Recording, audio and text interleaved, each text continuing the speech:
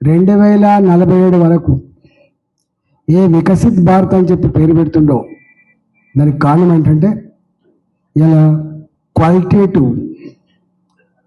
క్వాలిటేటివ్గా ఉండేటువంటి మానవ శక్తి, ఆరోగ్యవంతంగా ఉండేటువంటి మానవశక్తి కోసం తపన పడుతున్నటువంటి వ్యక్తి మోడీ గారు. చివరగా ఒక మాట చెప్పి ముగిస్తానండి. ఇవాళ మీరెట్లయితే ఒక సంస్థకు ఒక లీడర్గా నడుపుతున్నారో, ప్రతి సంస్థకు ఒక లీడర్ ఉంటాడు నాకు తెలిసి. నేనంటాను బిజినెస్లో అందరు రాణించలేరు. The business is depend upon individual efficiency in all aspects. అది మేనేజ్మెంటల్ ఆస్పెక్ట్ కావచ్చు, ఫైనాన్షియల్ ఆస్పెక్ట్ కావచ్చు, ఎన్నుకున్న బిజినెస్ కావచ్చు. ఇవన్నీ తోడైతే మాత్రమే, ఇవన్నీ సింక్రనైజ్ అయితేనే గొప్పగా ఎదిగే ఆస్కారం ఉంటుంది.